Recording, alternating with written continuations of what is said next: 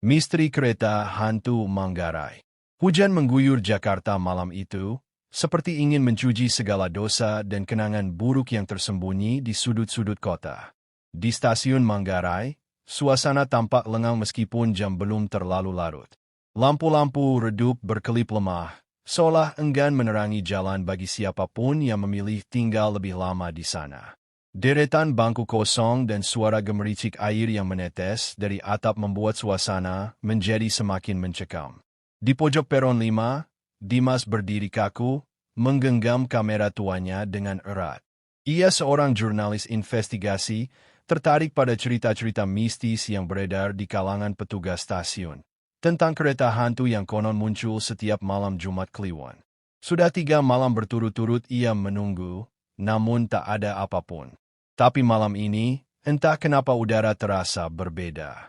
Dingin menusuk hingga ke tulang, dan angin yang berdesir membawa aroma logam yang aneh, seperti darah. Dimas melirik jam tangannya. Pukul 1:07 dini hari. Ia menghela napas. Tubuhnya mulai lelah berdiri terlalu lama. Namun ada sesuatu dalam dirinya yang menolak untuk pulang. Seperti ada magnet tak kasat mata yang menahannya tetap berada di peron. Tiba-tiba, dari kejauhan, terdengar suara derit roda kereta yang melaju di atas rel, pelan, berat, seperti menarik beban yang bukan dari dunia ini. Dimas membelalakkan mata, tubuhnya menegang. Ia segera menyalakan kameranya, menyiapkan mikrofon, berusaha menangkap setiap detik yang terjadi. Namun yang datang bukan kereta biasa. Lampu depannya tidak menyala. Gerbongnya tua dan berkarat, seperti baru bangkit dari kubur. Jendela-jendela pecah, beberapa dipenuhi noda hitam yang tak bisa dipastikan darah atau sekadar jelaga. Tapi yang paling mengerikan adalah kereta itu melintas begitu dekat, namun tak menghasilkan suara yang masuk akal, seolah hanya ilusi yang menembus waktu. Gerbong demi gerbong melintas perlahan, dan Dimas mendadak merasa sesak. Udara di sekitarnya membeku, dan setiap helaan napas terasa seperti menghirup abu.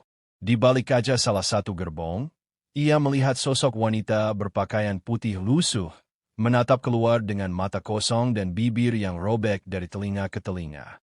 Di gerbong lain, tampak seorang pria berpakaian seragam masinis, dengan wajah yang hangus seperti terbakar, memegang tuas kendali sambil menatap lurus ke arah Dimas. Sejenak, mata mereka bertemu. Jantung Dimas seakan berhenti berdetak. Sosok itu menggerakkan bibirnya pelan, mengucapkan sesuatu yang tak bersuara. Dimas melangkah mundur, tapi kakinya kaku, seolah dibekukan oleh ketakutan yang belum pernah ia rasakan sebelumnya. Dan tepat ketika ia berpikir kereta itu akan berlalu begitu saja, salah satu pintu terbuka perlahan, menampakkan lorong dalam yang gelap gulita. Bau busuk menyergap keluar, seperti daging yang sudah membusuk berbulan-bulan. Dalam keadaan setengah sadar antara takut dan penasaran, Dimas melangkah maju. Tangannya gemetar saat memegang kamera yang terus merekam. Ia tahu ini gila, masuk ke dalam sesuatu yang bahkan tak seharusnya eksis. Tapi itulah yang membuatnya hidup. Ketika kaki kirinya menginjak lantai gerbong, dunia di sekelilingnya berubah. Suara hujan menghilang, cahaya lampu peron sirna, dan yang tersisa hanyalah lorong panjang yang dipenuhi kabut tipis berbau amis. Dimas berbalik untuk melihat keluar, tetapi tak ada lagi stasiun, hanya kegelapan yang menyelimuti semua arah. Ia kini berada di dunia yang berbeda, dunia yang mungkin tak mengenal waktu ataupun jalan kembali. Lorong itu sunyi, namun terasa penuh. Seperti ada banyak pasang mata yang mengawasinya, menanti saat yang tepat untuk menerkam. Langkah-langkahnya menggema pelan, bergema aneh di sepanjang dinding gerbong. Setiap gerbong yang dilewati dipenuhi oleh pemandangan mengerikan. Mayat-mayat tergantung di langit-langit, tubuh tanpa kepala duduk rapi di bangku, dan suara-suara lirih memohon ampunan entah dari siapa. Namun ada sesuatu yang lebih mengganggu daripada horor yang bisa dilihat mata. Suasana batin gerbong itu menyedot ketenangan. Dimas merasakan emosi-emosi asing masuk ke dalam dirinya. Kesedihan mendalam, ketakutan yang tak berujung, amarah yang membara. Seolah-olah setiap roh yang tertinggal di dalam kereta itu sedang mencurahkan cerita mereka lewat perasaan. Kamera di tangannya mulai panas, bergetar seolah tak sanggup menampung energi dari dunia ini. Tapi Dimas terus melangkah, tak lagi bisa mundur. Karena entah bagaimana, ia tahu di ujung kereta ini ada sesuatu yang menunggunya, sesuatu yang ingin dilihat atau ingin dilihat olehnya. Langkah Dimas terhenti di depan sebuah pintu gerbong yang berbeda dari sebelumnya. Tidak seperti gerbong-gerbong lain yang dipenuhi kehancuran dan aroma kematian, pintu ini bersih, mengilap, dan terbuat dari kayu tua berukir motif wayang yang rumit. Udara di sekitarnya terasa hangat, namun ada sesuatu yang membuat bulu kuduknya berdiri. Ia ragu sejenak, namun pintu itu terbuka sendiri, berderit perlahan, seperti mengundangnya masuk. Di dalamnya, ruangan remang dengan cahaya kemerahan menyambutnya. Dinding-dinding dipenuhi lukisan tua. Semuanya menggambarkan kecelakaan kereta, wajah-wajah ketakutan, dan satu gambar yang berulang. Seorang anak kecil berdiri di tengah rel, menatap ke arah kereta yang datang dengan mata kosong. Dimas melangkah perlahan, napasnya berat. Setiap langkah terasa seperti berjalan di atas kenangan orang-orang yang mati sia-sia. Ia menatap satu lukisan lebih dekat, dan darahnya seolah membeku, karena wajah anak dalam lukisan itu adalah dirinya sendiri. Panik mulai merayapi pikirannya. Dimas mundur, namun pintu di belakangnya sudah tertutup rapat. Ia memutar badan, dan di hadapannya, kini berdiri sosok tua berjubah kelam, wajahnya tersembunyi di balik bayangan. Suaranya dalam, bergetar seperti gema dari kedalaman bumi.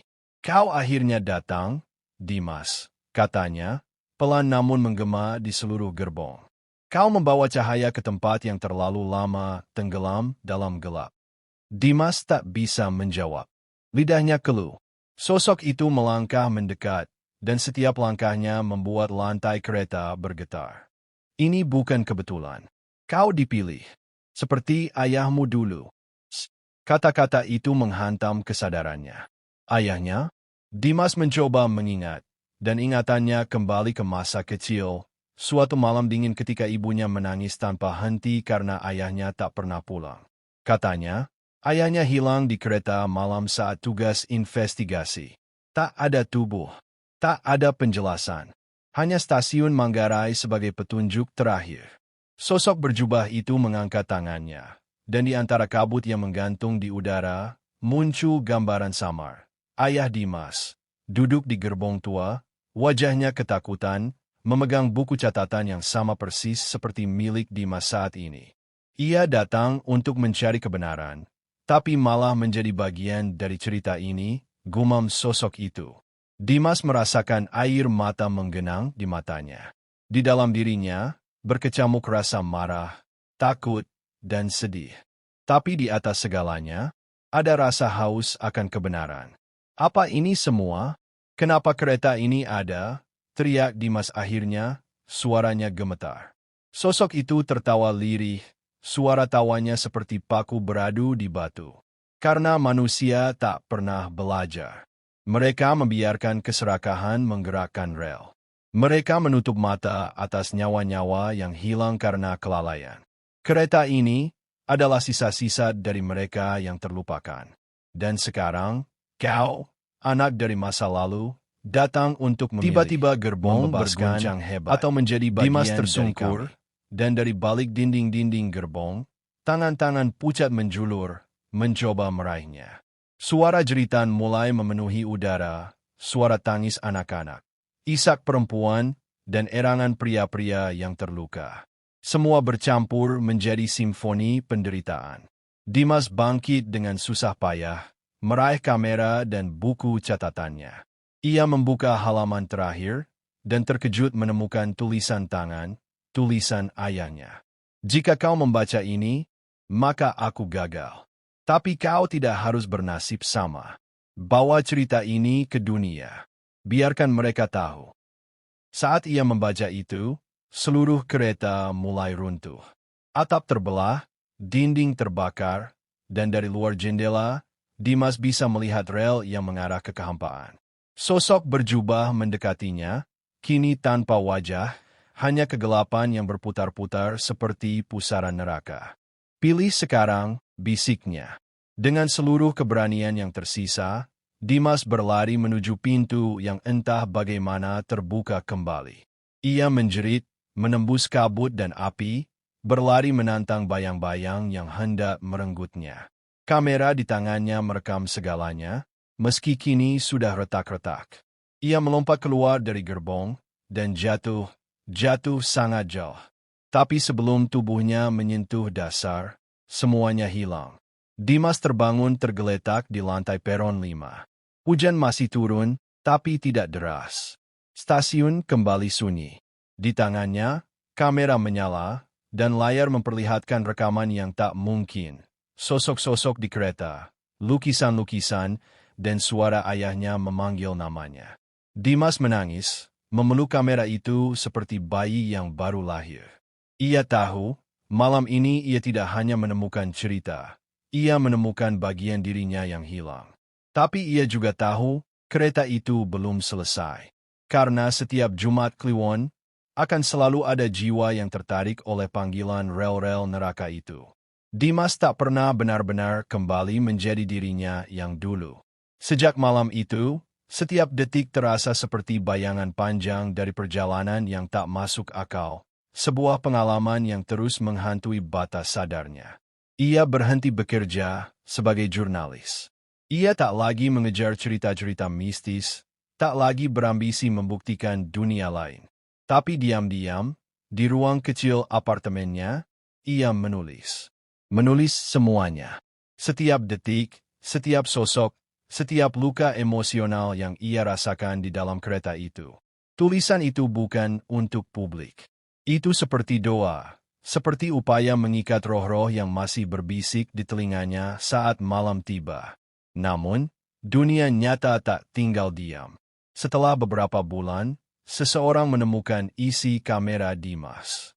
Video rekaman kereta hantu itu bocor di forum-forum kecil internet. Awalnya dianggap hoaks, lalu jadi bahan tertawaan, tapi ada segelintir yang percaya. Dan dari situlah, sesuatu yang lain mulai tumbuh. Cerita itu menyebar, dan makin banyak orang datang ke peron 5 saat malam Jumat Kliwon. Mereka datang dengan harapan melihat kereta yang sama. Sebagian membawa kamera, sebagian hanya membawa rasa penasaran. Tapi tak semua dari mereka kembali. Dalam catatan yang tak pernah dipublikasikan, Dimas menuliskan nama-nama mereka. Ia tahu mereka tidak hilang. Mereka hanya dipanggil. Sama seperti dirinya dulu. Satu malam, hampir setahun setelah malam sial itu, Dimas terbangun karena suara rel berderit yang menggema dari jendela kamarnya. Padahal ia tinggal jauh dari stasiun. Tapi suara itu nyata.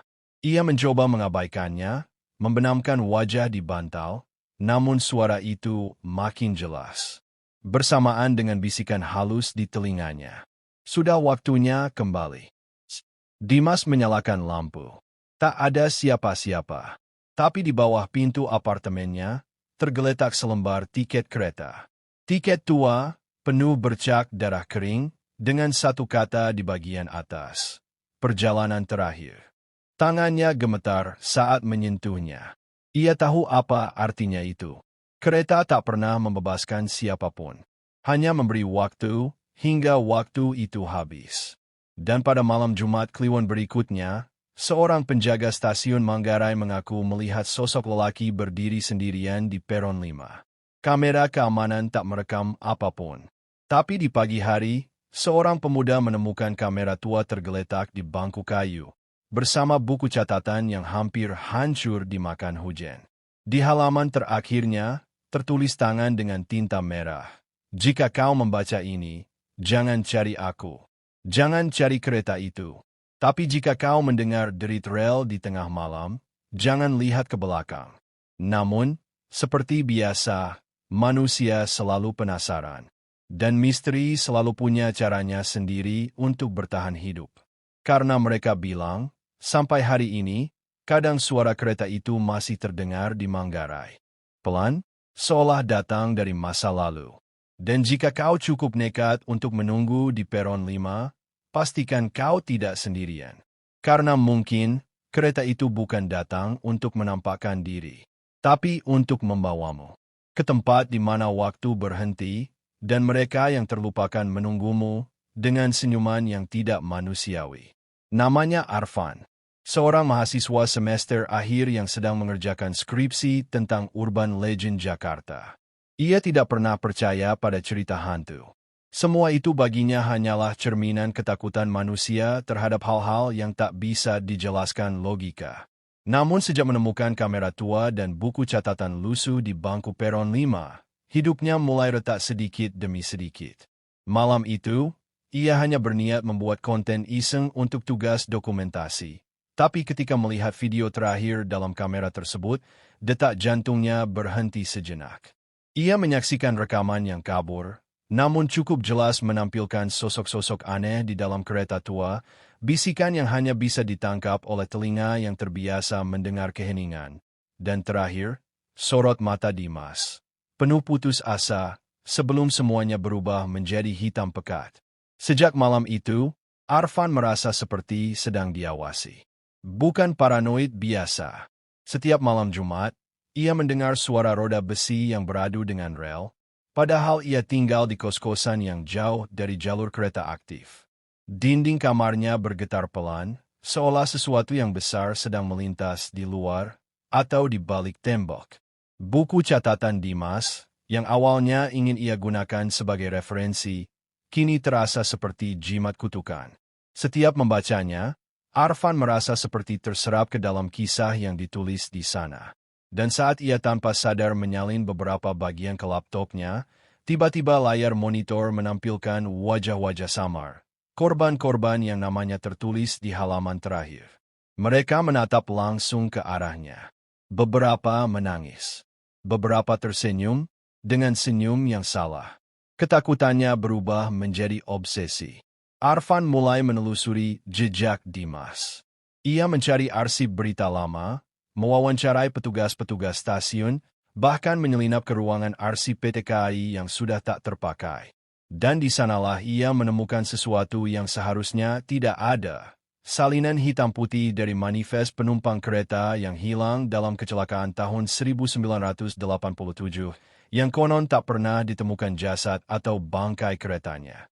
Tapi yang lebih mengerikan, di daftar itu, tertulis nama yang sama persis seperti milik Dimas dan ayahnya. Tanggal keberangkatan mereka berbeda jauh, tapi destinasi akhirnya sama, kosong. Tidak pernah kembali. Arfan terdiam. Kini ia sadar bahwa ini bukan sekadar cerita horor. Ini adalah siklus. Pola. Kereta itu tidak muncul sembarangan. Ia memilih siapa yang cukup dekat untuk menyentuh kebenaran, lalu menelannya. Malam berikutnya, Arfan kembali ke peron 5. Hujan turun deras seperti malam-malam sebelumnya, dan udara dingin mencubit kulitnya. Ia berdiri di tempat yang sama seperti Dimas pernah berdiri. Kamera tergantung di lehernya. Buku catatan dalam ransel. Dan kali ini, ia tak membawa siapa-siapa. Ia ingin tahu, apakah kereta itu benar-benar nyata, atau hanya warisan ilusi dari para korban masa lalu. Tapi ketika jam menunjukkan pukul 17, rel mulai bergetar. Angin berhenti bertiup. Dan dari ujung kegelapan, terdengar suara yang sudah ia dengar dari rekaman sebelumnya. Derit logam, roda tua, dan bisikan yang menyebut namanya, dengan intonasi manja seperti kekasih yang lama merindukan. Dan begitulah, kereta itu datang lagi. Penuh luka, penuh bayangan. Pintu terbuka. Kosong. Menunggu. Dan Arfan melangkah maju.